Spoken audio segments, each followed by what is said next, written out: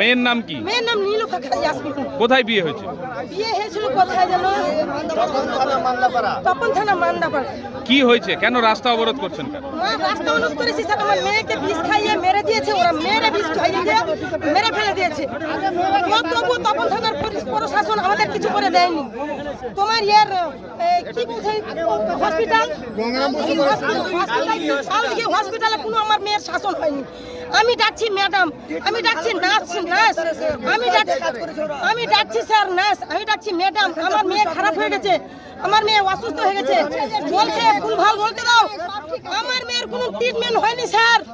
আমার মেয়েকে তপন থানার পুলিশ কোনো তদন্ত নিতে পারেনি, কোনো প্রশাসনে কাজ করে দেয়নি স্যার। আমার মেয়েকে ভিতর দেখাবে নয়, আমি প্রশাসনের কাছে আমার দাবি রাস্তা খোলার অর্ডার আমি দিব না, কারণ আমার মেয়ের যতক্ষণ জীবন চলে গেছে পুরো পরিবারের আমি শাস্তি চাই, ফাঁসি চাই। এতে আমার কিছু না। কার বিরুদ্ধে অভিযোগ? অভিযোগ কার বিরুদ্ধে?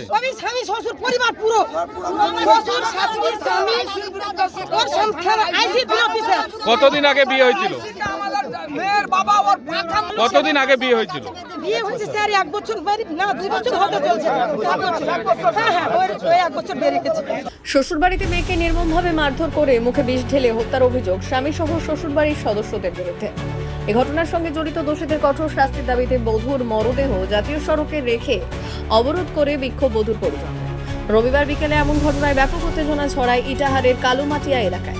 জানা গিয়েছে মৃত বধূর নাম নীলুফা ইয়াসমিন, তার বাড়ি ইটাহারের কালুমাটিয়া এলাকায়। 1 বছর আগে দক্ষিণ দিনাজপুর জেলা তপন থানার মান্দাপাড়ার বাসিন্দা মোবারক হোসেনের সঙ্গে বিয়ে হয় নীলুফা। মোবারক পেশায় দিনমজুর। সেই সময় বিয়েতে নীলুফার পরিজন নগদ লক্ষাধিক টাকা পণ দেন মোবারককে। বিয়ের পর প্রথম মাস 6 সব ঠিকঠাক ছিল দুজনে। এরপর থেকে বাবার বাড়ি থেকে টাকা নিয়ে আসার চাপ দিতে থাকে মোবারক সহ তার পরিজনেরা। টাকা নিয়ে আসতে অস্বীকার করলেই চলতে বধূর উপরে শারীরিক ও মানসিক নির্যাতন। কিন্তু গত 5ই সেপ্টেম্বর মোবারক নীলুফাকে বাবার বাড়ি থেকে টাকা নিয়ে আসার চাপ দেন, কিন্তু নীলুফা অস্বীকার করায় মোবারক তাকে গাছে বেঁধে মাছ দিয়ে ব্যাপক মারধর করে। এরপর নীলুফাকে হত্যা করার উদ্দেশ্যে তার স্বামী সহ শ্বশুরবাড়ির সদস্যরা জোরপূর্বক নীলুফার মুখে বিষ ঢেলে দেয় বলে গুরুতর অভিযোগ উঠেছে। এরপর তিনি মেয়েকে শুক্রবার গঙ্গারামপুরের কালদিঘি হাসপাতালে ভর্তি করেন। সেখানে চিকিৎসাধীন থাকার পর নীলুফার শারীরিক অবস্থার অবনতি হওয়ায় সাইদুর মেয়েকে শনিবার মালদহ মেডিকেলে ভর্তি করলে সেখানে তার মৃত্যু হয়। তবে রবিবার বধূর দেহ ময়না তদন্তের পর ইটাহারের বাড়িতে নিয়ে এসে দোষীদের কঠোর শাস্তির দাবিতে সর্বরথে বধূর দেহ রেখে জাতীয় সড়ক অবরোধ করে বিক্ষোভ দেখান। দীর্ঘ 1 ঘন্টা অবরোধ চলে। এরপর ইটাহারের পুলিশের আশ্বাসে অবরোধ প্রত্যাহার করলে পরিস্থিতি স্বাভাবিক। দাদা আপনার নাম কি? কাবাতুল্লাহ হোসেন। কোথায় বাড়ি আপনার? আমার নমুনিয়া বাড়ি। আচ্ছা, কে হয় আপনার? আমার বোন হয়। কি সমস্যা, কেন পদ অবরোধটা করলেন কেন? পদ অবরোধ বলতে আমার বোনের 1 বছর প্রায় বিয়ে হওয়া হলো, 6 মাস ভালো চলেছে। 6 মাস ধরে সংসারে একটা অশান্তি শুরু হয়, টাকা পয়সা চাপ দেয় গার্জেনকে, এটা নিয়ে এসো ওটা নিয়ে এসো, গরিব মানুষ দিতে পারছে না, সংসার অশান্তি বাড়তে থাকে। তারপরে একবার মেয়েকে আটকানো গেল যে এইভাবে সংসার করানো যায় না, ওরা আবার বুঝিয়ে সুঝিয়ে মিটমাট করে নিয়ে গেল। এবার শেষ মোটামুটি 9 দিন আগে আবার মেয়েকে নিয়ে গেল বুঝিয়ে সুঝিয়ে। মেয়ের প্রতি অত্যাচার বাড়তে থাকে। এই ভেবে মেয়ের বাবা প্রশাসনের কাছে যায়, তপন থানায় যায়, এমনকি হরিরামপুর থানার কাছেও যায় যে আমার মেয়ের প্রতি এরকম অত্যাচার চলছে, যে করে স্যার আমার মেয়েকে বাঁচান, প্রাণ ভিক্ষা দেন আমার মেয়ের। প্রশাসন কোনো কর্ণপাত না করে প্রশাসন উড়িয়ে দিয়েছে, গার্জেনকে দেয়নি। এমনকি মেয়ে প্রাণে বাঁচার তাগিদে বাড়ি থেকে ছুটে আসছিল, মেয়ের বাবা যাচ্ছিল। মেয়ের বাবা মেয়েকে বাঁচানোর জন্য যাওয়ার পরে মেয়ের বাবাকে পর্যন্ত অ্যারেস্ট হতে হয়। এটা আমাদের লজ্জা, আমাদের প্রশাসনের কাছে লজ্জা। কতদিন আগে এটা? এই রিসেন্ট 2 দিন আগে। 3-4 দিন ধরে মেয়ের বাবা ছুটাছুটি পাগলের মতো হয়ে যায়।